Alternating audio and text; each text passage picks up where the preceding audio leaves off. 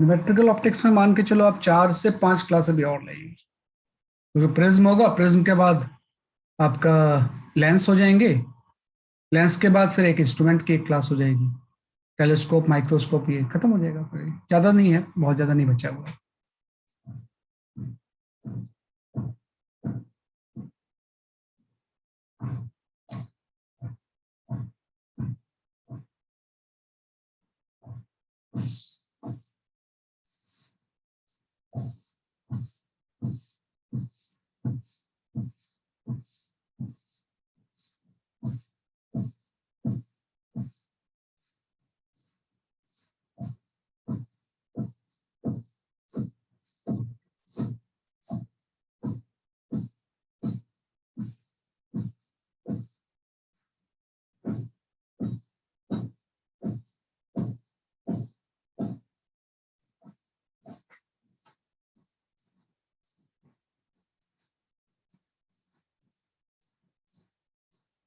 हाँ, यथार्थ सुहाना, your answer is correct, बिल्कुल सही बताया आपने।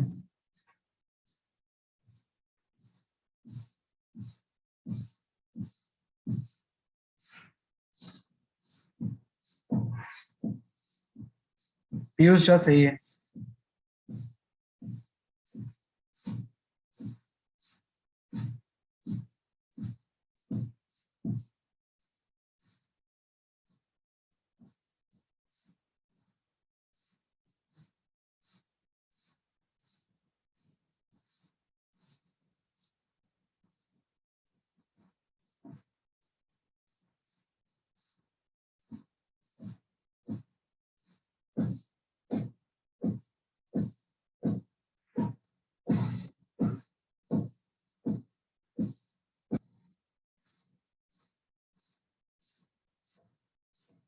हाँ, अनामिका कुमारी, और आंसर इज करेक्ट।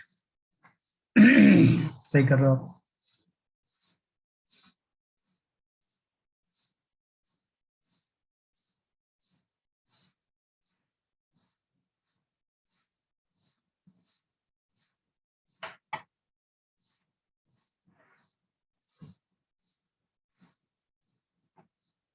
हाँ, सिद्धार्थ सही है आपका आंसर।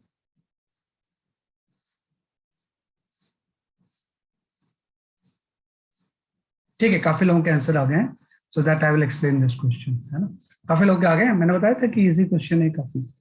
भाई इसमें कुछ नहीं है, इस तरह से आपका कि एक रे इस तरह से गई और यहाँ पे किसी एंगल पे स्ट्राइक करती है ना, और उसके बाद इस सरफेस के अलोंग चली जाती है ना, और ये एंगल आपका 90 डिग्री हो जाता है। तो आप पता है कि ऐसा तभी होगा जब ये क्रिटिकल एंगल हो जाएगा, है ना। तो फिर इजिली कंसेप्ट आ गया, निहाल रावत सही है आपका आंसर। ये क्रिटिकल एंगल हो जाएगा, और जब ये क्रिटिकल एंगल हो जाएगा तो हम जानते हैं कि जो साइन ऑफ क्रिटिकल होता है, हाँ एकाग्र सही है आपका आंसर।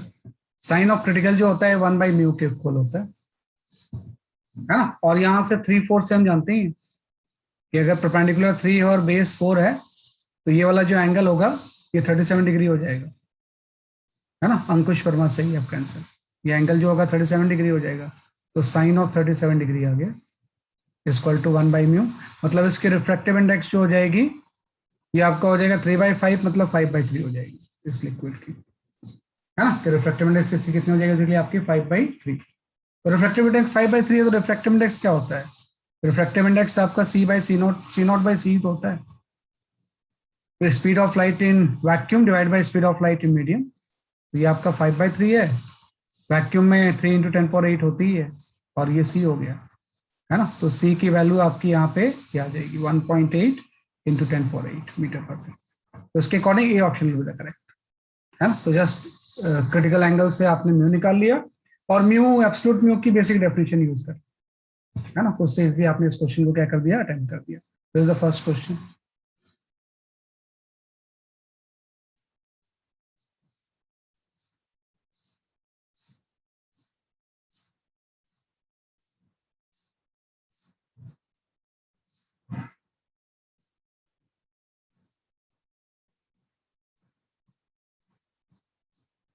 या पर इसके बाद हम आते हैं नेक्स्ट चीज आपकी। Okay, can go for this question also. अच्छा, मैं अभी शो कर रहा हूँ।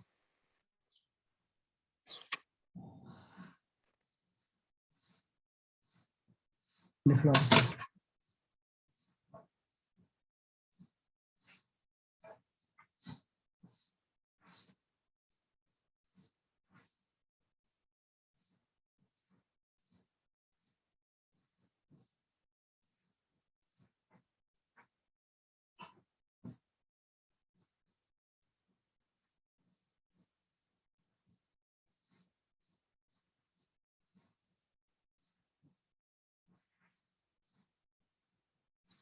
ठीक है, या you can go for this question.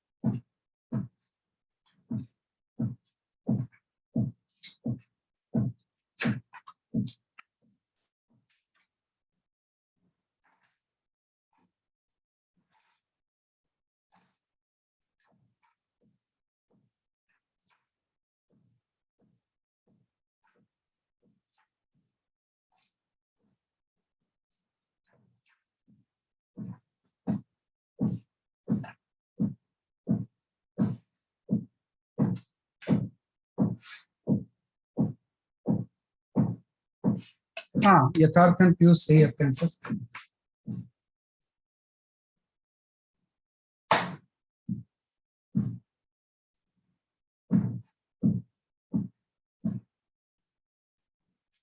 लक्ष्य सही है।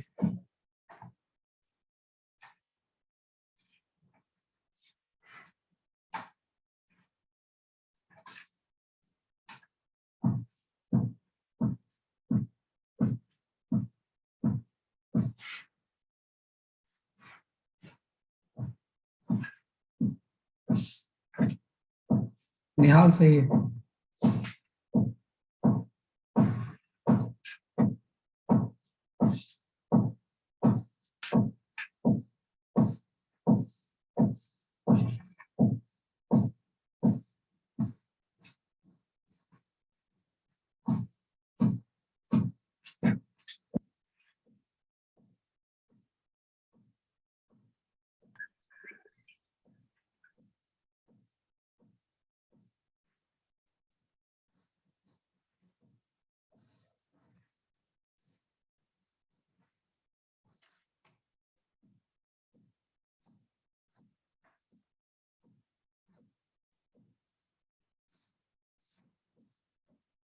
हाँ, सुहाना सही है आपका आंसर।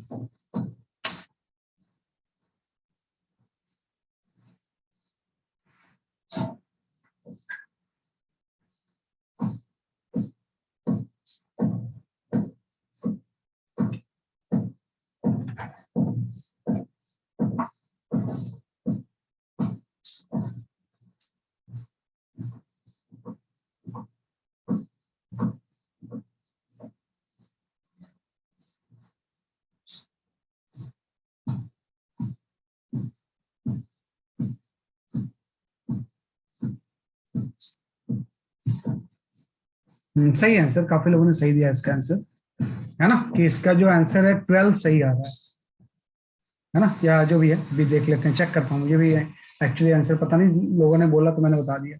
देखो इसमें जस्ट इसने बोला है कि एयर बबल है कोई, वैसे तो सिंपल से एक ही फॉर्मूले सॉल्व हो गए, है ना, इसमें भी कोई ऐसी कॉम्प्लिकेशंस नहीं है।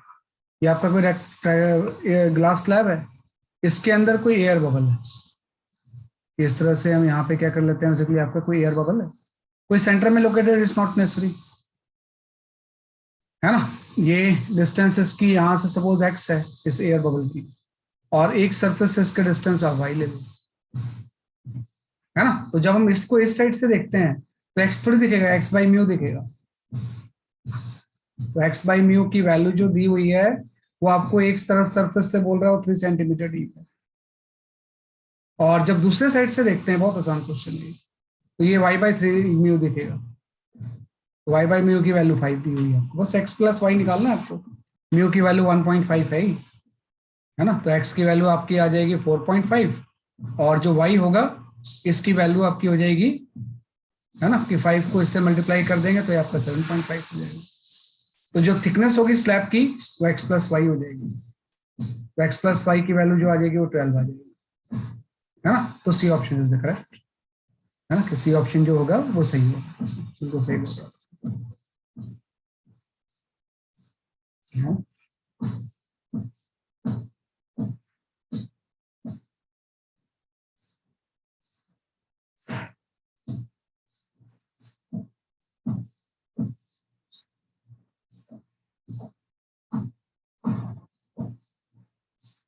है ना, तो एक्स प्लस वाई की वैल्यू जो होगी वो आपके 12 आ जाएगी, दैट्स ऑल, है ना। ये हम कर लेंगे बहुत, तो इसमें भी ऐसी कुछ नहीं है, ऐसा है। धीरे धीरे टफ क्वेश्चंस आएंगे, स्टार्टिंग के थोड़े से आसान रखे मैंने जानबूझ के। हाँ, ये करेंगे अभी इसमें हम आपको, हाँ सही है, ये भी कर सकते हैं जवाब इसमें। या इसको मत करो भैया, अभी दूसरी इस, जस्ट सॉल्व दिस क्वेश्चन, उस पर मैं फिर से आता हूँ।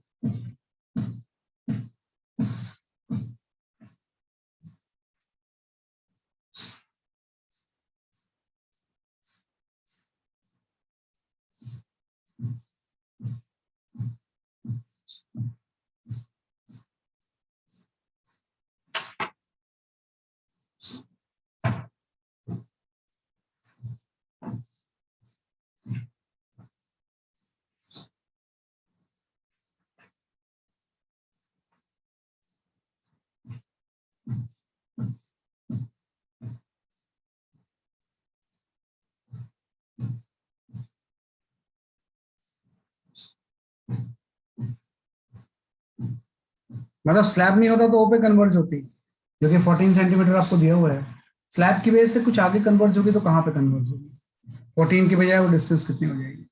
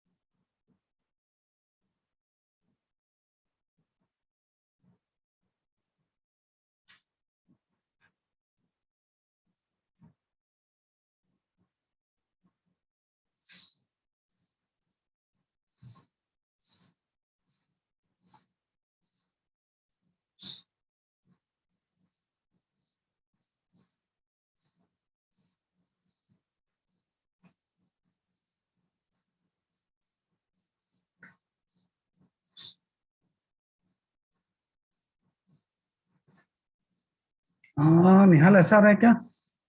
मतलब ये कहाँ से डिस्टेंस आप बता रहे हो? Distance from where?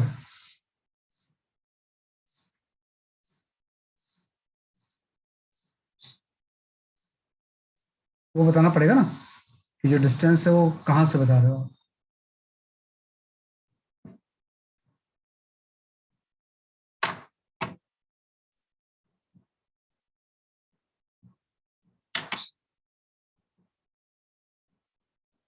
ना ना, ये तो सही नहीं।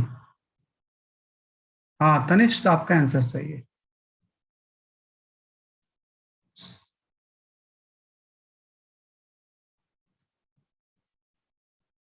नहीं, आपका भी सही नहीं है यार। पता नहीं आप लोग के आंसर क्यों नहीं सही आ रहे।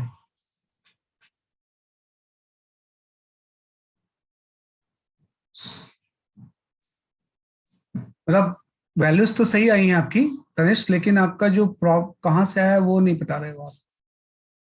हाँ ये आपका सही है पीयूष, है ना? तनिष्क आपका भी आंसर सही है, लेकिन आप पॉइंट सही नहीं बता रहे। सबके मार्क्स ठीक है, मैंने देखे थे मेजर टेस्ट में। मुझे नाम थोड़ा सा याद आता है, किसके किसके कैसे कैसे नंबर आ रहे हैं, थोड़ा सा और उसको इंक्रीज करो, है ना? भाई मेजर टेस्ट 5 में सब लोग अपना जोर लगा दो और प्रूव करो कि भाई जो दिल्ली एनसीआर है, हम मुंबई से ज्यादा नंबर ला सकते हैं, है ना? ये थोड़ा सा होना चाहिए आपके।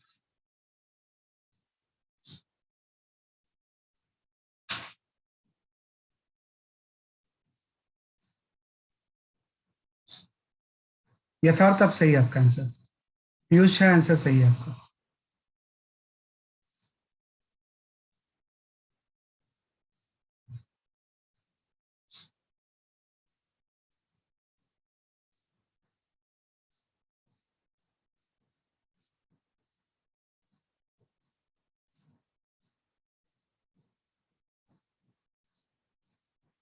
सही है। देखो इसमें वो एपरेंट शिफ्ट का फॉर्मूला हम यूज कर लेंगे ना इसमें। Here is the apparent shift. भाई ग्लास स्लैब किसी भी रे को एपरेंट शिफ्ट कर देता है, और एपरेंट शिफ्ट का फॉर्मूला ये होता है T into one minus one by mu.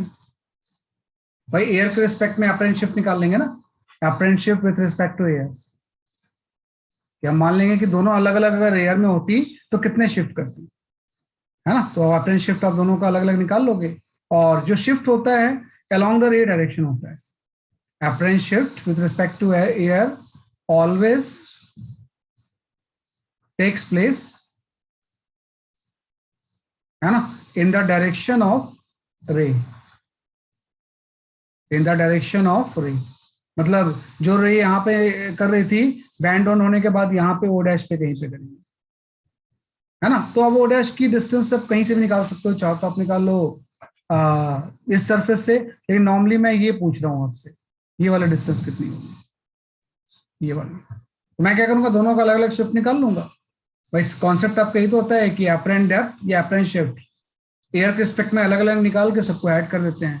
तो फर्स्ट स्लैट से जो शिफ्ट होगा S1, उसकी थिकनेस है आपका 3 सेंटीमीटर, 1 - 1 3/2, है ना? तो इससे जो एपरेंट शिफ्ट की वैल्यू आ जाएगी वो 3 सेंटीमीटर की हो जाएगी, है ना? कि पहला जो शिफ्ट किया है S1 उसने 3 सेंटीमीटर आगे शिफ्ट कर दिया, दूसरा भी शिफ्ट कर देगा S2।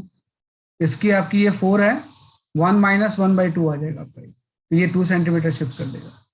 तो जो टोटल शिफ्ट होगा वो S1 + S2 हो जाएगा आपका, है ना? तो जो टोटल शिफ्ट होगा उसकी वैल्यू कितनी आ जाएगी, इसलिए आपकी 6 सेंटीमीटर आ गई,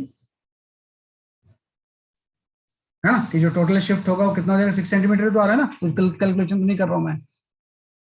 नहीं सही है, 3 सेंटीमीटर, और S2 आपका 2 सेंटीमीटर आ गया, सही है ना? तो यही तो आपने निकाला है कि दोनों का अगर मैं इंडिविजुअल शिफ्ट देखूं तो टोटल शिफ्ट जो हो गया वो इतना हो गया है, ये आपका 6 सेंटीमीटर हो गया, है ना? अच्छा 5 सेंटीमीटर होगा, ओके ओके, अच्छा 3 to 5 होगा, सही बात है। ये दोनों का ऐड करेंगे तो ये 5 सेंटीमीटर हो जाएगा, है ना? तो जो टोटल शिफ्ट होगा उसकी वैल्यू कितनी हो जाएगी, 5 सेंटीमीटर हो जाएगी। बस 5 सेंटीमीटर आ गया तो एक्स आ जाएगा। आपको होता है ये पूरा 14 था, ये 10 था, तो पहले ये डिस्टेंस आपका था जो, है ना, ये आपका अगर 14 था और ये आपका 10 है, ये आपका 4 सेंटीमीटर था, लेकिन फिर इससे आंसर तो नहीं मैच कर रहा आपका। आंसर क्यों नहीं मैच कर रहा आपका?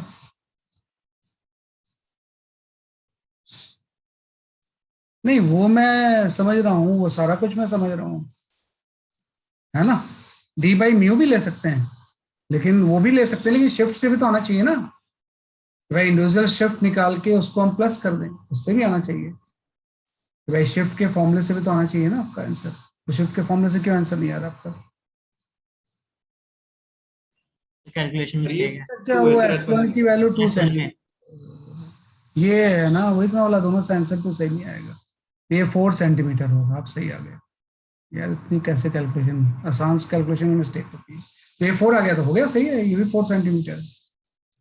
तो टोटल एक्स की वैल्यू जो होगी वो 8 सेंटीमीटर हो जाएगी,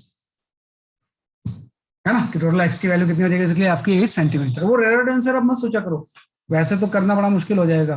उस केस में क्या होगा, पहले की जो इमेज होगी दूसरे के लिए एज ए ऑब्जेक्ट वर्क करेगी, तो उसमें तो फंस जाएंगे हम। अल्टीमेटली आपको होता है, ये अगर एयर में होता तो इसको 2 सेंटीमीटर आगे शिफ्ट कर देता, दूसरा भी एयर में होता तो 2 सेंटीमीटर इसको भी आगे शिफ्ट कर देता। तो टोटल दोनों स्लैब मिलके 4 सेंटीमीटर इसको आगे शिफ्ट कर देंगे। तो अगर 4 सेंटीमीटर आगे कन्वर्ज होगी, तो इसका यहाँ से डिस्टेंस जो होगा वो 8 सेंटीमीटर हो जाएगा। हाँ, तो 8 centimetre is the correct answer, बिल्कुल सही आपका आंसर। हाँ, तो इसलिए हम कर सकते हैं इसको, तो 8 centimetre is the correct answer. बाकी कोई दूसरा चक्कर नहीं पालना, है ना। उसमें बहुत कैलकुलेशन में कई बार मिस्टेक्स हो जाती है, कि आप सोचोगे एयर से जब यहाँ जाएगा तो क्या होगा, फिर यहाँ से यहाँ जाएगा तो क्या होगा, फिर बाहर में एयर निकलेगा तो क्या होगा। वो सही नहीं। सबको विथ रिस्पेक्ट टू एयर निकाल के, विथ रिस्पेक्ट टू एयर सबको निकालना है और फिर ऐड कर देना है सिंबल्स। ये सबसे आसान मेथड होता है, ये कर देंगे हम इसमें। 8 centimetre is the correct answer.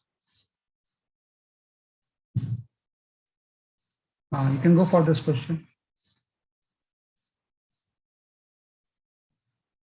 मतलब मिरर के ऊपर वाटर फील्ड है ऐसे, मिरर के ऊपर वाटर फील्ड है, तो अगर इंसिडेंट पैरेलल रे आएगी तो फाइनली वो कहाँ कन्वर्ज करेगी, मतलब उसका फाइनल इमेज कहाँ बनेगा। फाइनल इमेज की बात कर रहा है।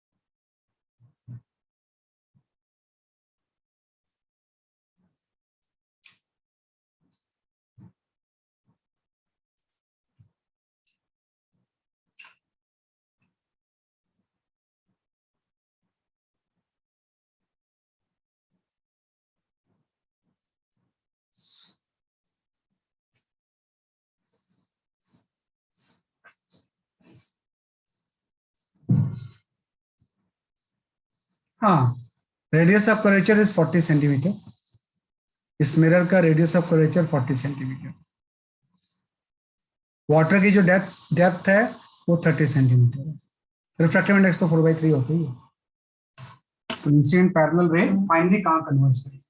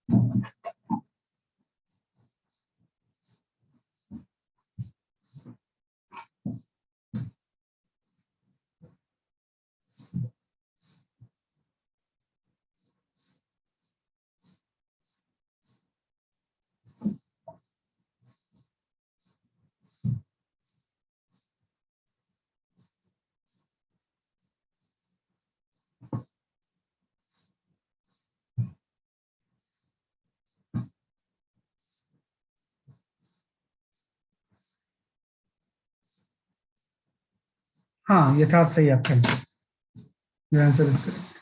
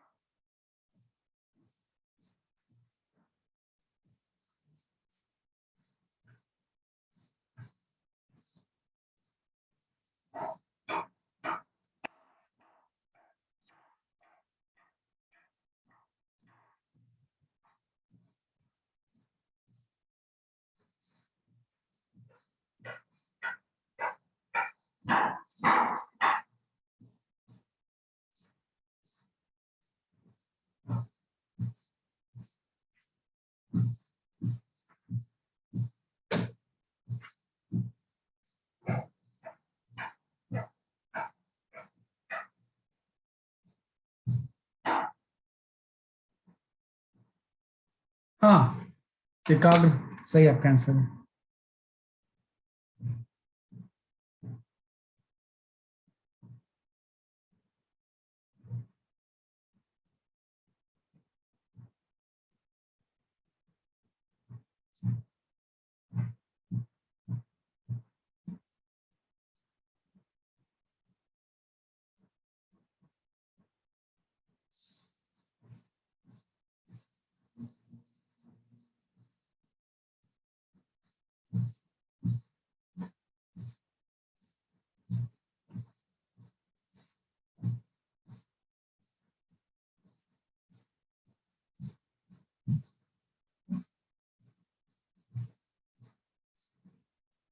सही है, सही आंसर दे रहे हैं ये।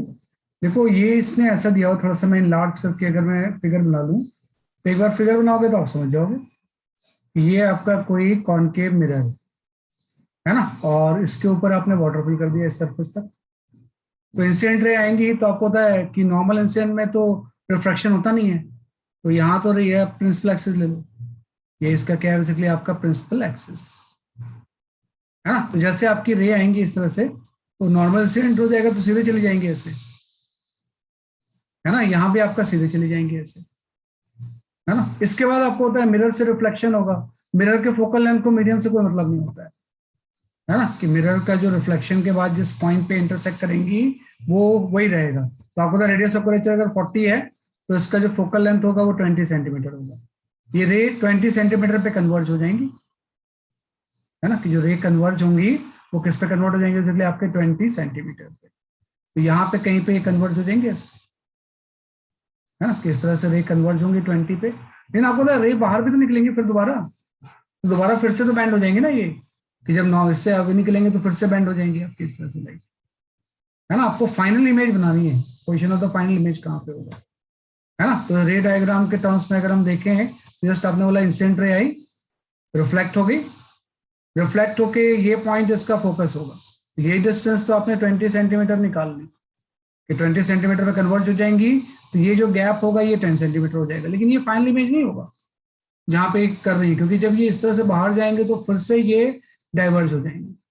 तो बाहर से कोई ऑब्जर्वर दिखेगा तो उसको एक वर्चुअल इमेज यहाँ पे दिखेगी, जो कि अपरेंट इमेज बन जाएगी इस तरह से, है ना। तो ये डिस्टेंस आपको बतानी है कितनी होगी, ये तो हम जानते ही हैं कि रेफरेंस की वजह से अगर हम नियर नॉर्मल व्यू की बात करें तो जो अपरेंट डेप्थ होता है डी डैश, ये आपका डी बाई म्यू के इक्वल होता है। जो अपरेंट डेप्थ होता है एक्चुअल डेप्थ बाई म्यू के इक्वल होता है, यहाँ से डी डैश की वैल्यू आ गई। एक्चुअल डेप्थ तो 10 सेंटीमीटर है, लेकिन रिफ्रैक्शन की वजह से ये थोड़ा पॉइंट ऊपर उठ जाएगा, तो 10 बाई म्यू आ जाएगा। म्यू की वैल्यू इसने दे रखी है वाटर है 4/3, है ना। तो इससे आप जब सॉल्व करोगे तो डी डैश की वैल्यू 7.5 सेंटीमीटर। तो final position of the image ये होगी, है ना, कि final position of the image जो होगी वो यहाँ से 7.5 पे हो जाएगी। ये आपका फाइनल आंसर आ गया, है ना। तो आंसर आपका आ गया 7.5 सेंटीमीटर फ्रॉम सरफेस। ये जो फाइनल इमेज बनेगी सरफेस से 7.5 पे बनेगी, है। तो इस तरह से छोटी छोटी चीजें देखनी है आपको, क्योंकि अभी तो हम कंसेप्चुअली उसकी बात कर रहे हैं ना, तो छोटे छोटे क्वेश्चन से थोड़ा सा कंसेप्चुअल बिल्डअप कर रहे हैं, है ना, कि भाई अपरेंट डेप्थ किस तरह से मैंने यहाँ पे यूज किया। क्योंकि जब रे मीडियम में इंटर कर रही थी तब तो नॉर्मल था, लेकिन बाद में तो ऑब्लिक जा रही थी ना, तो ऑब्लिक जा रही होगी तो बैंड भी होगी, नॉर्मल में सीधे चली जाती है। ये आपका अल्टीमेटली आंसर आ गया, तो 7.5 सेंटीमीटर फ्रॉम द सरफेस इसका आंसर आ गया।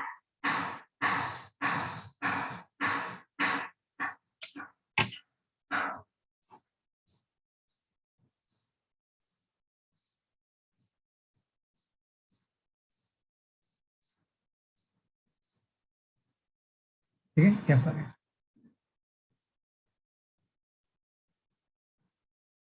Okay, you can go for this question.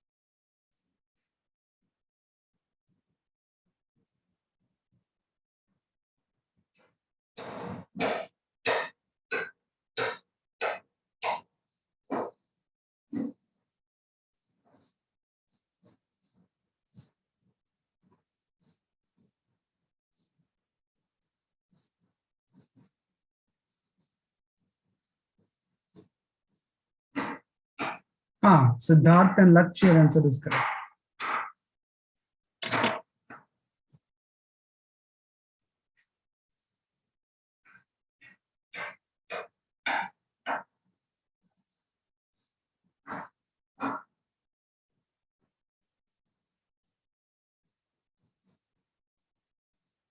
हाँ, पीयूष है आंसर इज करेक्ट.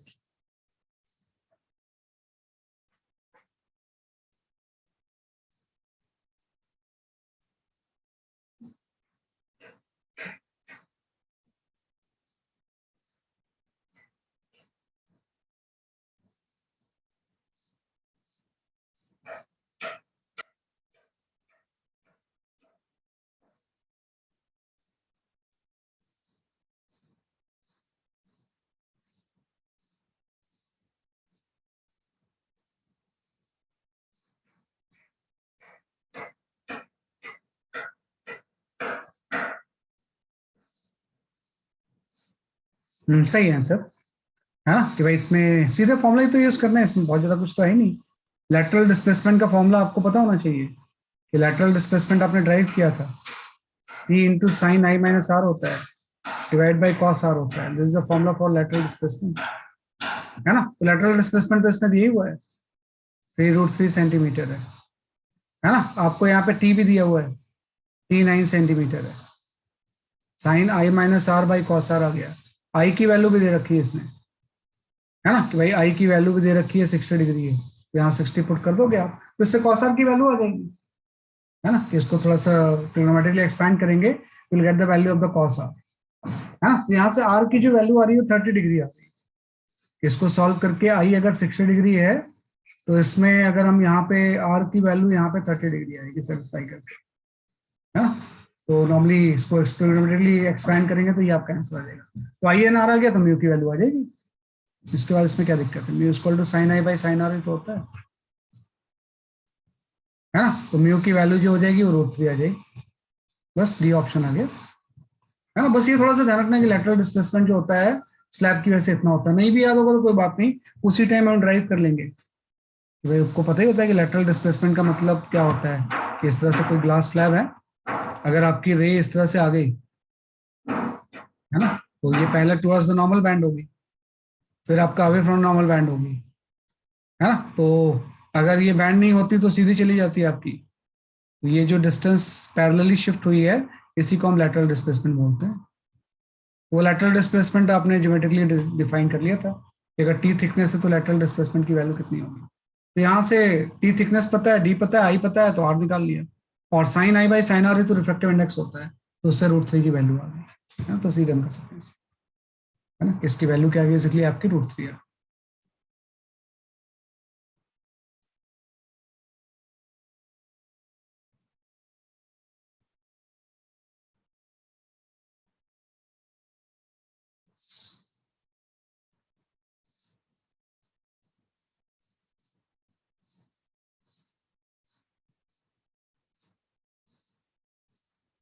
अब तक सारे क्वेश्चन के आंसर वन वे और अदर किसी स्टूडेंट ने दिए ही है. देखते हैं कब तक देते हो आप लोग, है ना, कब तक आपके आंसर्स आते हैं. अभी तक कोई क्वेश्चन ब्लैंक नहीं गया है कि किसी ने आंसर ही नहीं दिया उसका, है ना. तो बाकी आगे देखते हैं. हाँ, you can go for this question. इसी को हम बोलते हैं थिक मिरर समटाइम्स. ये जो होता है ना, अभी तक तो हम जो मिरर पढ़ते थे वो थिन मिरर पढ़ते थे. ये मिरर जो है वो थिक मिरर है. एक्चुअल मिरर तो थिक ही होता है, कुछ ना कुछ उसका ग्लास का पोर्शन उसके आगे भी रहता है. यहाँ पे पॉलिश है, यहाँ पे सिल्वरिंग की आपने, तो उसके आगे 12 सेंटीमीटर थिकनेस का कुछ चीज है, इसी को हम बोलते हैं थिक मिरर.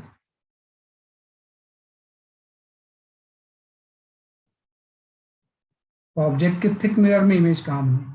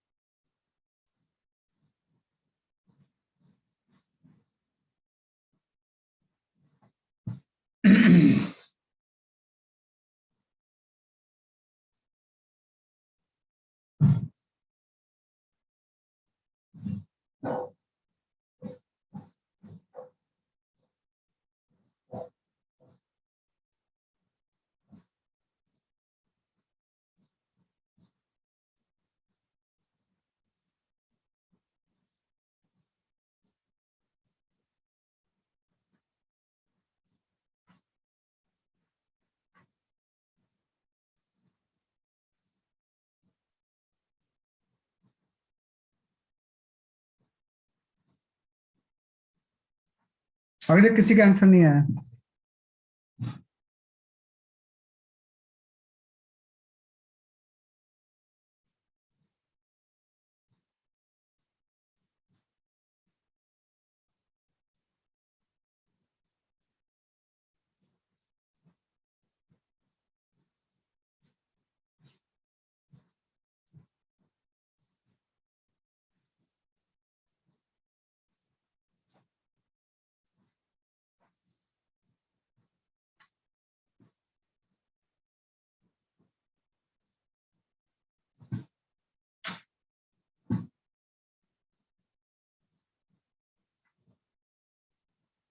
हाँ, लक्ष्य और पीयूष दोनों के आंसर सेम आ रहा है, पता नहीं, लेकिन मेरे पास ये आंसर सही नहीं लिख रहा है।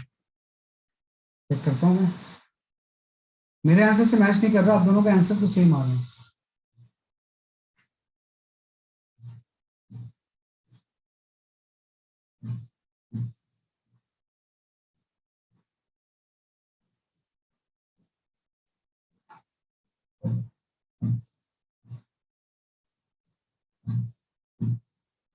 सुहाना का भी आंसर सेम आ रहा है, एंड यथार्थ is giving answer which is not in any option, जो ऑप्शन से अलग कोई आंसर आ रहा है। एकाग्र का अलग आ रहा है, पता नहीं, फिर देखता हूँ मैं कि भाई क्या गड़बड़ है इसमें। चलो चेक करते हैं। भाई कुछ लोगों ने आंसर जो दिया है, काफी लोगों के कॉमन आंसर ये दिए हुए हैं, कुछ लोगों ने इसको भी आंसर दिया हुआ है। दो आंसर हैं, एक आंसर किसी ने यथार्थ ने 5/2 भी दिया हुआ है। अब वो चेक करते हैं कि भाई कौन सा सही है। मैं चेक करता हूँ, देखो है ना, कि भाई ये तो सही मेरे पास नहीं है ना, वही ये ऑप्शन का मतलब 3/2 आ रहा है, लेकिन ये मेरे पास सही आंसर नहीं है ना। मेरे पास सही आंसर सी दिया हुआ है ना, मेरे पास जो लिस्ट है उसमें आंसर सी दिया हुआ है। मैं चेक करता हूँ, कई बार आंसर की भी गलत होती है। देखो मैं कैसे सॉल्व करूंगा इसे, बहुत अच्छा मेथड है। एक तो इसका बहुत लंबा मेथड होता है ना। अच्छा, आपका ही 5/2 ही आ रहा है। अच्छा, आपका ही 5/2 आ रहा है, चेक कर लेते हैं। इनका भी 5/2 ही आ रहा है, चेक कर लेता हूँ मैं। देखो इसको सॉल्व करने का एकदम सिंपल सा मेथड है कि भाई जैसे यहां से कोई ऑब्जर्वर देखेगा, ये मिरर शिफ्ट होके आगे आ जाएगा ना, मिरर की अपरेंट पोजीशन तो चेंज हो जाएगी, बस वही तो करना है आपने, कुछ और थोड़ी करना है कुछ, कि मिरर की अपरेंट पोजीशन जो होगी वो चेंज हो जाएगी, और ये जो अपरेंट पोजीशन हो जाएगी वो आपकी हो जाएगी, अगर 12 एक्चुअल डेप्थ है तो 12/μ हो जाएगा, ये तो हम जानते ही हैं। ये अपरेंट पोजीशन 12/μ हो जाएगा, म्यू आपको नहीं पता है, ये मेथड मैं यूज कर रहा हूँ। तो आप देखो अब ऑब्जेक्ट की डिस्टेंस क्या हो जाएगी, ऑब्जेक्ट की डिस्टेंस जो होगी वो 10 + 12/μ होगी। मैं लिखूंगा डिस्टेंस ऑफ ऑब्जेक्ट, ऑब्जेक्ट है ना, कि अपरेंट पोजीशन से जो डिस्टेंस ऑफ ऑब्जेक्ट होगी वो आपका 10 तो हो जाएगा, प्लस 12/μ हो जाएगी, क्योंकि वो पास आ चुका है। और मिरर की क्या प्रॉपर्टी होती है, जितना सामने इसके ऑब्जेक्ट होता है उतने ही पीछे इमेज बनती है। अगर एक्स डिस्टेंस सामने ऑब्जेक्ट है तो एक्स पीछे ही इमेज बन जाएगी ना, है ना। लेकिन ये एक्स, ये इसने 16 नहीं दिया हुआ है, ये तो बोल रहा है कि जो फाइनल इमेज फॉर्म होगा सिल्वर्ड फेस से कितना होगा। तो जो इसने 16 दिया हुआ है, अगर इमेज यहाँ बन रही है इसकी, तो 16 इसने ये दिया हुआ है, ये डिस्टेंस इसने 16 सेंटीमीटर दिया हुआ है ना, कि ये तो एक्स है तो ये भी एक्स हो गया। तो मीन्स ये डिस्टेंस इसने कितना दिया हुआ, बेसिकली आपका 16 सेंटीमीटर। थोड़ा क्वेश्चन ट्रिकी हो गया, तो मतलब 16 को, ये x की वैल्यू तो वही आ जाएगी कि डिस्टेंस ऑफ द ऑब्जेक्ट अगर x है तो ये चीज आपकी x आ गई। अब वो x और 16 को रिलेट कर देंगे ना हम इसमें, आपको पता है कि ये डिस्टेंस आपको पता तो होगी कितनी होगी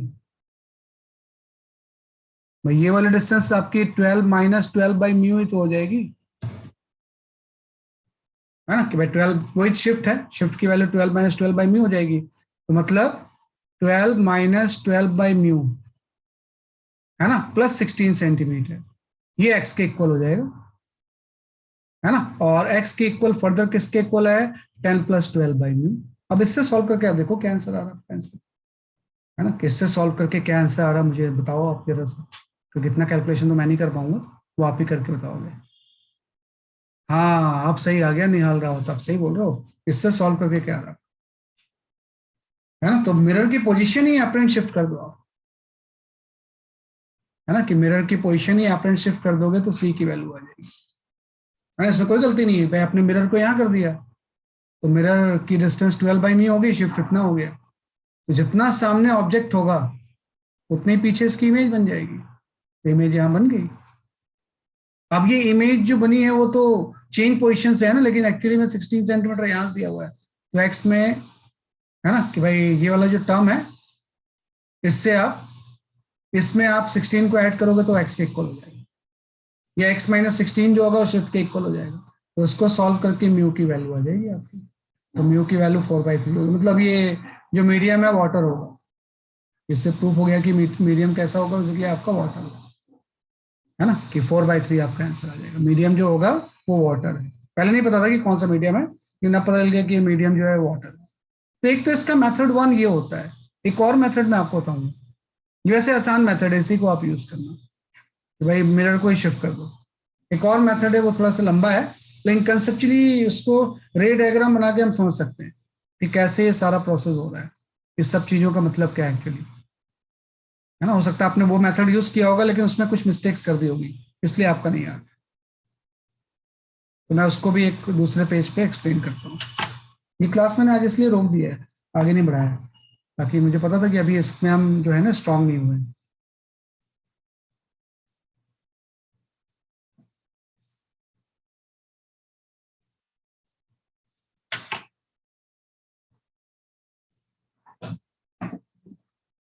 ये तो एक मेथड आपने यूज कर लिया, दूसरे मेथड पे आ जाते हैं हम।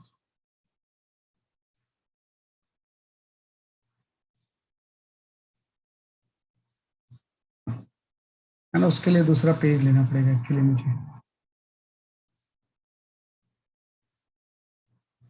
है ना। ये मैं देखता हूँ दूसरे मेथड को, थोड़ा सा और अच्छे से इसको समझते हैं कि पूरा प्रोसेस ये हो कैसे रहा है ना। तो इसमें कुछ नहीं था, आपका एक स्लैब ले लो इस तरह से, है ना, इस तरह से आपका कोई स्लैब टाइप की चीज थी, और इसके एक सरफेस पे आपने सिल्वरिंग कर दी ऐसे, इस तरह से आपने क्या कर दिया, जैसे कि आपके सिल्वरिंग, एक ऑब्जेक्ट यहाँ पे है ना, किस तरह से प्रिंसिपल एक्सेस कोई बना लो आपका इस तरह से, है ना, थोड़ा बड़ा ही बना लो,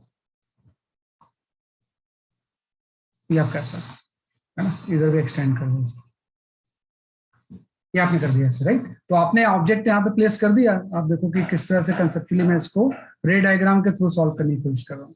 ये आपका कोई ऑब्जेक्ट था, ऑब्जेक्ट की डिस्टेंस 10 सेंटीमीटर थी, इस मीडियम का रिफ्लेक्टिव इंडेक्स मुझे नहीं पता, लेकिन विड्थ पता है 12 सेंटीमीटर है ना। तो क्या होगा, रे जब सबसे पहले यहाँ पे जाएगी इस तरह से, तो ये टुवर्ड्स द नॉर्मल बैंड हो जाएगी, थोड़ा close to the principal axis ray रखते हैं हम, क्योंकि जो भी रे है ना हम क्लैरिटी के लिए दूर बनाते हैं, लेकिन होती तो पैराएक्सियल ही है, और ये बैंड होके मिरर में स्ट्राइक करेगी, और जब मिरर में स्ट्राइक करेगी तो उसके बाद ये रिबाउंड भी होगी, रिफ्लेक्ट होगी, और रिफ्लेक्ट होगी जब बाहर जाएगी तो फिर से एक बार बैंड होगी ऐसे, ये पूरा प्रोसेस होगा ना।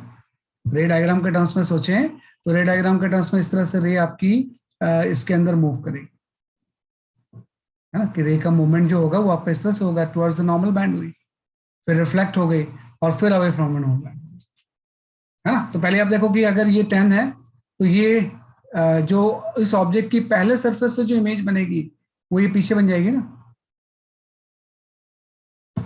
फर्स्ट सरफेस से जो इमेज बनेगी वो क्या बन जाएगी, इसके आपके पीछे बन जाएगी, और ये जो डिस्टेंस होगा ये 10 म्यू हो जाएगा, तो जब डिस्टेंस बढ़ती है ना तो म्यू मल्टीप्लाई कर देते हैं। अब ये 10 म्यू प्लस 12 इस मिरर के लिए एज ए ऑब्जेक्ट वर्क करेगा, ऑब्जेक्ट वर्क करेगी आप, क्योंकि इस ऑब्जेक्ट की जो इमेज है ना, इसकी हम I1 इमेज ले लेते हैं इसे, ये एज ए मिरर के लिए एज ए ऑब्जेक्ट वर्क करेगी, क्योंकि रे वो ऐसे तो जा रही है, तो वो जो इमेज बनाएगा वो इस तरह से पीछे कहीं पे बना देगा ऐसे, है ना। और ये जो डिस्टेंस होगी ये आपका जितना आगे ऑब्जेक्ट है उतना पीछे इमेज बन जाएगी, ये आपका 12 प्लस म्यू आ जाएगा, हाँ सॉरी, ये आपका आ जाएगा 12 प्लस 10 म्यू आ जाएगा, ये आपकी डिस्टेंस होगी। अब आप थोड़ा ध्यान दो, फिर से तो आ गया ना, अब ये फाइनल इमेज थोड़ी है, ये तो कोई इंटरमीडिएट इमेज है, फिर से रे बैंड हो गई, तो फाइनल इमेज एक वर्चुअल यहाँ बनेगी, जिसकी की डिस्टेंस इसने 16 दी हुई है, जिसकी की डिस्टेंस इसने क्या दी हुई है 16 दी हुई है, तो फिर से अगेन आ गया कि रे या नॉर्मल से बैंड हो रही है तो ये पास आ जाएगा। तो आप देखो एक्चुअल डिस्टेंस अब कितना हो जाएगा इसका, 12 प्लस 12 प्लस म्यू, मतलब ये डिस्टेंस हो जाएगी 24 प्लस 10 म्यू इस सरफेस से जहां पे बैंडिंग हो रही है। वह 12 था, 12 प्लस 10 म्यू वहां पे था, तो 20 प्लस 10 म्यू हो जाएगा, इससे म्यू डिवाइड हो जाएगा, है ना, इससे म्यू डिवाइड हो जाएगा, तो ये एक्स डिस्टेंस आ जाएगी जो इमेज की बनेगी इस सरफेस से जहां पर रिफ्लेक्शन हो रहा है ना, कि एक्स डिस्टेंस जो होगी पहले सरफेस से, ये आपने निकाल लिया एक्स हो गया। लेकिन आपको पता है ये जो डिस्टेंस है, आपके डिस्टेंस तो ये 16 दी हुई थी ना, ये अब फाइनल इमेज होगा जो ऑब्जर्वर कोई बाहर से देख रहा होगा, है ना, थोड़ा सा ट्रिकी चीज होता है, इसलिए मैंने पहले मेथड वो वाला यूज कर लिया इसमें, है ना। तो अब आप इसमें देखो एक्स को हम किस तरह से रिलेट कर सकते हैं कि भाई ये आपका 12 है प्लस 16 है ना, कि जो 12 प्लस 16 होगा वो एक्स के इक्वल हो जाएगा, ये आपका हो गया 24 प्लस 10 म्यू बाई म्यू आ गया, इससे भी सॉल्व कर लो म्यू की वैल्यू कितनी आ रही है, तो इक्वेशन आपका इस तरह से भी आ जाएगा, है ना, कि इक्वेशन जो होगा वो इस तरह से आ जाएगा आपका, है ना। बेटा देखो क्या होता है कि पहले सरफेस से बैंड हुई, तो फर्स्ट सरफेस से इमेज कुछ बन जाएगी यहां से, तो फर्स्ट सरफेस की इमेज यहां बन गई, तो वो डिस्टेंस 10 म्यू हो जाएगा। अब ये मिरर के लिए ये जो इमेज होगी एज ए ऑब्जेक्ट वर्क करेगी, रिफ्लेक्टर और मिरर से हो रहा है ना, तो उस 10 म्यू में 12 सेंटीमीटर ऐड हो जाएगा, तो जितना सामने ऑब्जेक्ट होगा उतने पीछे इमेज बनती है, तो एक रिफ्लेक्शन के बाद इमेज I2 बन जाएगी। अब ये जो I2 होगी, ये यहाँ पे जो रिफ्लेक्शन हो रहा है इसके लिए फिर से एज ए ऑब्जेक्ट वर्क करेगी, तो अगर अब जो भी डिस्टेंस होगी इस सरफेस से होगी ना ये वाली पूरी, तो अब जो ऑब्जेक्ट डिस्टेंस होगी ये पूरी हो जाएगी, है ना, ये ऑब्जेक्ट डिस्टेंस हो जाएगी, तो ये आपका हो गया बेसिकली आपका 12 प्लस 10 है ना। लेकिन आपको पता है कि क्योंकि ये बैंड हो रहा है तो कुछ ये आगे शिफ्ट हो जाएगा, तो एक्चुअल डेप्थ अगर ये है तो एपरेंट डेप्थ तो कुछ कम हो जाएगी ना, तो एपरेंट डेप्थ के लिए म्यू से आप डिवाइड कर दोगे, तो इस 12 प्लस 10 म्यू में सॉरी ये 12 नहीं होगा, 24 हो जाएगा ना, ये 12 ऐड भी तो होगा इसमें, 12 प्लस 12 प्लस 10 म्यू, ये आपका आगे इससे फिर से म्यू डिवाइड हो जाएगा, तो बेसिकली आपका ये एक्स डिस्टेंस आ जाएगा जहां पर फाइनल इमेज बन जाएगी, तो इससे म्यू से डिवाइड करने पे एक्स आ जाएगा, और वो एक्स आपको पता है, तो एक्स कितना दिया हुआ है आपको, इस सरफेस से वो एक्स की जो डिस्टेंस है ये 16 प्लस 12 है, तो इससे आप सॉल्व कर लो। तो ये थोड़ा सा ट्रिकी है, पहले वाला आसान था, लेकिन रे डायग्राम के टर्म्स में ये ज्यादा कंसेप्ट है, तो थिक मिरर से जो इमेज बनती है वो इस प्रोसेस को फॉलो करती है, तो इसमें देखो थोड़ा सा, तो ये थोड़ा समझने में मुश्किल है, तो जस्ट कंसेप्चुअल क्लैरिटी के लिए मैंने समझा दिया कि हम ऐसा कर सकते हैं, हो सकता है आपने पहले कुछ गलती की होगी इसलिए आपका आंसर नहीं आ रहा होगा, है ना, आंसर मैच नहीं कर रहा था, पहले कुछ ना कुछ गलती की, तो दोनों में से कोई भी मेथड आप यूज कर सकते हो। ज्यादा अच्छा है कि मिरर को ही शिफ्ट कर दो, नहीं रे को शिफ्ट करने से अच्छा है मिरर को ही शिफ्ट कर दो, इसमें मैंने मिरर उसी पोजीशन में रखा है, रे को इधर से उधर कर रहा हूँ, उसमें मैंने क्या किया था, मिरर की बात ही नहीं की, रे की बात ही नहीं की मैंने, उसमें मिरर की ही अपने पोजीशन पे ले आया मैं उससे, तो सिंपल आपका क्वेश्चन सॉल्व हो गया, है ना, कि सिंपल उसको हम क्या कर सकते हैं, सॉल्व कर सकते हैं, है ना, तो लेकिन ये भी जानना होता है थोड़ा सा, है ना, ये हम कर सकते हैं ऐसे, क्या फायदा। भाई फर्स्ट मेथड में कुछ नहीं किया बेटा मैंने, फर्स्ट मेथड में है ना जस्ट मैंने ऐसा कर दिया कि ये स्लैब था, है ना, और यहाँ पे आपका,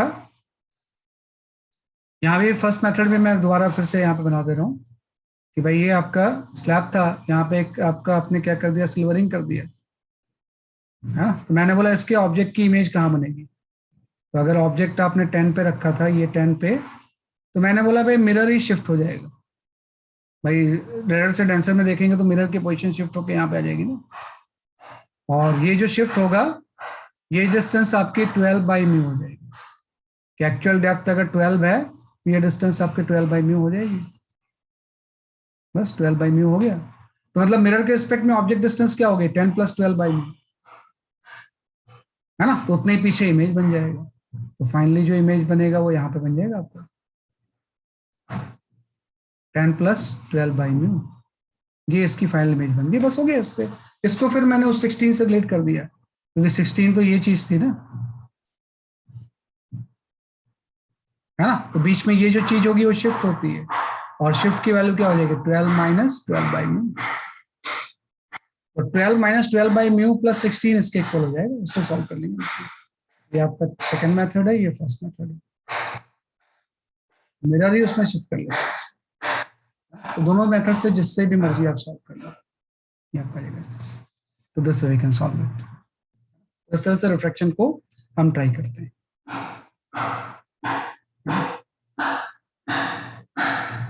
ये भी चीज आपको समझना है कि पहले की इमेज दूसरे के लिए ऑब्जेक्ट, दूसरे की इमेज तीसरे के लिए ऑब्जेक्ट, है ना। और वो सरफेस जहां पे हम वो ले रहे हैं वो इंपॉर्टेंट है, क्योंकि सारे डिस्टेंस हम वहां से ही मेजर करेंगे।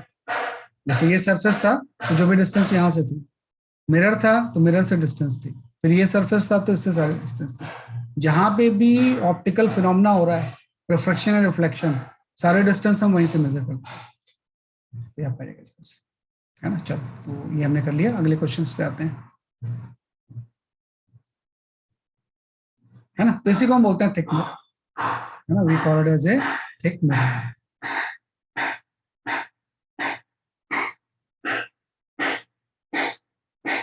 You can go for this question, ये सही क्वेश्चन है।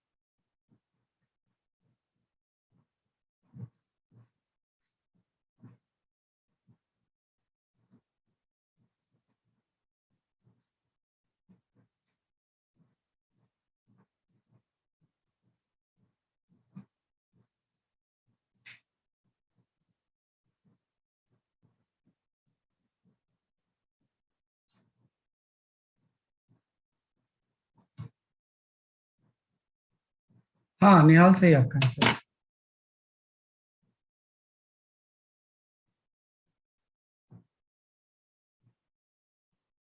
आज मैं होमवर्क आपसे शेयर करूंगा, अब तक जो भी हमने पढ़ा है ना उसके होमवर्क शेयर करूंगा आपसे।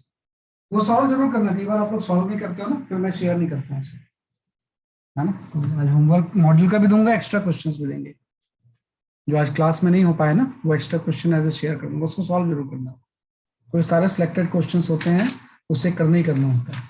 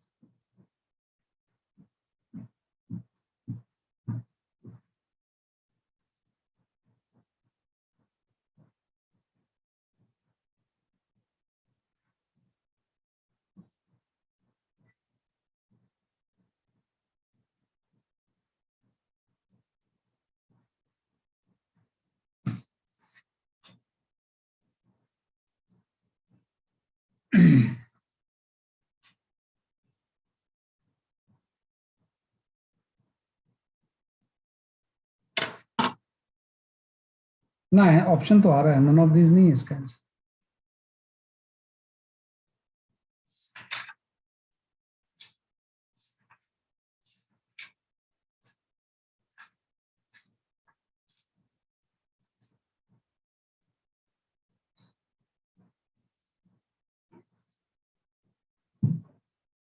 ठीक है, देखो इसमें कुछ नहीं करना है आपने, वेरिएबल रिफ्रैक्टिव इंडेक्स है ना, तो इसको आप एक्स को मान लो ऐसे। हाँ, अंकुश वर्मा है आंसर इसके लिए, थोड़ा टाइम दोगे तो सभी का आ जाएगा। आप वेरिएबल के टर्म्स में ले लो कि इसकी डेप्थ किसी इंस्टेंट में सपोज एक्स है, तो पहले तो मैं निकालूंगा अगर एक्चुअल डेप्थ एक्स है तो एपरेंट डेप्थ एक्स डैश कितना होगा, इस पॉइंट का what is the apparent depth, है ना, कि सबसे पहले जो हम चीज निकालेंगे यहाँ पे, will calculate the apparent depth, कि एक्चुअल डेप्थ अगर एक्स है तो what is the apparent depth, है ना, एक्स डैश। वो एक्चुअली सीधे नहीं पाएगा ना, क्योंकि म्यू तो वेरिएबल है, तो वो एलिमेंट लेके निकालना पड़ेगा कि अगर वाई डिस्टेंस पे ये एक्चुअल डेप्थ इसका वाई ले लो आप, किसी नहीं वाई तो नहीं ले सकते, किसी वेरिएबल के टर्म्स में लेना पड़ेगा ना आपको। चलो कोई नहीं, इंटीग्रेशन की लिमिट तो चेंज करनी है, एक्स ही ले लो, ठीक है कोई बात, है ना, क्योंकि इससे चेंज करना आपने। अच्छा, इंटीग्रेशन की जरूरत नहीं पड़ेगी आपको, अच्छा, बिकॉज इमिडिएटली आफ्टर स्टार्ट बोला हुआ है, तो उससे यार डेप्थ तो निकालनी पड़ेगा ना आपको, भाई डेप्थ तो निकालनी पड़ेगा।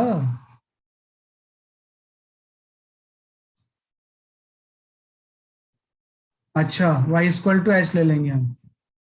हाँ सही, वैसे बोल तो सही रहे हो आप वैसे, है ना, बोल आप सही रहे हो कि भाई यहाँ पे वैसे चेक कर लेते हैं कि इंटीग्रेशन की जरूरत नहीं पड़ेगी, ये सही बोल रहे हैं, क्योंकि यहाँ पे बोल रहे हैं इमीडिएटली आफ्टर द स्टार्ट, तो यहाँ का म्यू आपको पता होगा, बिल्कुल सही है, इस जगह पे आपका क्या पता होगा, बेसिकली आपको म्यू पता होगा, है ना, तो इस जगह का जो म्यू हो जाएगा वो आपका हो जाएगा mu not into 1 + a × h हो जाएगा।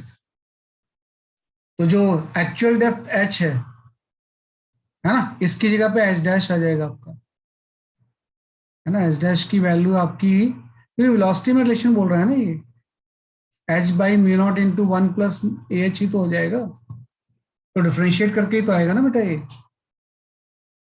अच्छा, वो सीधे फॉर्मूला आपने यूज कर लिया, बिल्कुल सही है, बिल्कुल सही किया आपने, है ना, बिल्कुल सही किया, लेकिन थोड़ा सा मैं इसको और प्रॉपर थोड़ा सा कर देता हूँ। इन्होंने क्या किया है, वैसे देखना आपकी इसमें क्या गड़बड़ है ना, कुछ गड़बड़ होगा तो मुझे बताना। इन्होंने क्या किया कि यहाँ पे म्यू की वैल्यू ले लिया 1 + a/h हो गया, तो आपको एपरेंट वेलोसिटी की value actual velocity by mu होती है, तो एक्चुअल वेलोसिटी तो इसने बोला u है, और म्यू की वैल्यू ये पुट कर दी, और सरप्राइजली इनका आंसर मैच भी कर रहा है, बी ऑप्शन ही सही है, बी ऑप्शन सही भी है। तो इन्होंने एक छोटा सा सोल्यूशन ही बोला है, लेकिन मेरे मन में जो सोल्यूशन था वो तो बड़ा था, कि मैंने बोला कि भाई किसी इंस्टेंट में अगर ये एक्स पे होगा तो पहले हम वाई डेप्थ पे इसकी एक dy विड्थ की एलिमेंट ले लेंगे, और हम निकालेंगे कि dy विड्थ की जो एलिमेंट है वो उसको dy डैश की दिखाई देगी, तो dy डैश इक्वल टू dy/म्यू हो जाएगा, हाँ, कि जो dy डैश होगा वो किसकी वैल्यू हो जाएगी, dy/म्यू के इक्वल हो जाएगी, मतलब मेरे पास सोल्यूशन इसका लंबा है, तो dy/म्यू की वैल्यू आपकी हो जाएगी μ0 इंटू 1 + a/y आ जाएगी, है ना। तो आपको पता है कि dy अगर इतना दिख रहा है तो ऐसे तो बहुत सारे एलिमेंट होंगे, तो टोटल आप इंटीग्रेट कर दोगे, तो dy डैश की वैल्यू आप इंटीग्रेट कर दोगे कि इसी के एपरेंट डेप्थ में एक्स डैश लिख रहा हूं, और इसकी लिमिट अगर मैंने इसको माना है कि x है डेप्थ इसके एक्चुअल, तो 0 से x तक इंटीग्रेट कर देंगे। आप h भी ले सकते थे, मैंने x वेरिएबल के टर्म्स में ले लिया, तो इससे आपका लॉग में आंसर आ जाएगा ना, इसको जब इंटीग्रेट करेंगे तो आपका हो जाएगा dy इंटू μ0 इंटू 1 + a/y आ गया, है ना। तो जब आप इसको इंटीग्रेट करोगे तो ये आंसर जो आएगा वो लॉग में आ जाएगा, तो एक्स डैश की वैल्यू जो आपकी आ जाएगी, यहाँ पे आपका μ0 तो बाहर आ गया, एक 1/μ0 इंटू a बाहर आ जाएगा, और ये पूरी टी चीज लॉग के टर्म्स में आ जाएगी, और लॉग में जो लिमिट होगी वो 0 से x तक पुट कर देंगे, है ना। तो 0 से जब x तक हम पुट करेंगे इस तरह से, तो एक्स डैश की वैल्यू आपकी जो आ जाएगी वो 1 by mu not into A ln of 1 plus a x हो जाएगी, ये आपका आएगा। तो ये एक्स डैश और एक्स में रिलेशन आ गया मेरे हिसाब से कि भाई एक्चुअल डेप्थ अगर एक्स है तो अपरेंट डेप्थ की वैल्यू हम निकालना चाहते हैं, इंटीग्रेट करके आपने निकाल लिया। इनका सोल्यूशन सही है, आप बाद में मुझे थोड़ा सा स्क्रूटनी करनी पड़ेगी कि कहीं सोल्यूशन में कोई गड़बड़ तो नहीं है, लेकिन मैं अपने सोल्यूशंस की बात कर रहा हूँ पहले, है ना, कि ये सोल्यूशन भी इन्होंने दिया है जिससे कि आंसर मैच कर रहा है ना, कि आंसर जो है इससे क्या कर रहा है, बेसिकली आपका मैच कर रहा है, ये वाला आंसर एक सेपरेट है। अब आपका एक्स डैश आ गया, आप डिफरेंशिएट कर दो, है ना, किसको डिफरेंशिएट करेंगे तो dx डैश बाई dt ले लोगे आप इस तरह से। तो जैसे आप इस टर्म को डिफरेंशिएट करोगे 1 बाई म्यू नॉट ए तो हो ही गया, इसको डिफरेंशिएट करेंगे log को तो ये a into 1 by 1 plus a x आ जाएगा, into d x by d t आ जाएगा चेन रूल की वजह से, है ना, इंटू क्या हो जाएगा इसलिए आपका D x by d T. तो यहाँ से आपका ए कैंसिल हो गया, ये आपका D x dash by d T की वैल्यू ही आ गई, that is the 1 by mu not into A plus x, A plus sorry 1 plus a x into 1 plus क्या आ गया इसलिए आपका ए एक्स आ गया, है ना, इंटू आपका यहाँ पे आ गया D x by d T. तो आपको D x by d T क्या है, जिस रेट से ये चीज ऊपर जा रही है, और D x dash by d T क्या है, जिस रेट से इसकी इमेज ऊपर जा रही है। तो यहाँ से वी डैश की वैल्यू आपकी आ गई, और किस एक्स पे आपको निकालना है, जहाँ पे एक्स की वैल्यू एच है, तो mu not into 1 plus a h आ गया, इंटू डी एक्स की वैल्यू आपकी यू हो गई। तो ये सोल्यूशन मेरा है ना, लेकिन इन्होंने मैच नहीं करना लेकिन। हाँ सर आपका वाला सॉल्यूशन मतलब हर पॉइंट पे वर्क करेगा और ये वाला सिर्फ इमीडिएटली इस वाली कंडीशन। देख लेना, मतलब हो सकता है, हाँ, मतलब मैंने जनरल सोल्यूशन दे दिया है, आप चेक कर लो आपसे, है ना, कि भाई इस कंडीशन के लिए हो सकता है ट्रू होगा। तो इसमें मैंने क्या किया कि एक्स डैश अपरेंट डेप्थ निकाल लिया, अपरेंट डेप्थ और एक्चुअल डेप्थ में रिलेशन आ गया और उसको डिफरेंशिएट कर दिया। तो D x dash by d T जो होगा अपरेंट वेलोसिटी हो जाएगी, D x by d T actual velocity हो जाएगी, और एक्स की किस वैल्यू पे निकालना है, एच पे निकालना है आपने, ये आपका आंसर आ गया। तो इस तरह से हम कर सकते हैं इसे, है ना, तो ये आपका इस तरह से आपको सॉल्व कर सकते हैं, तो दिस वी कैन सॉल्व, है ना, तो हम कर सकते हैं इसे।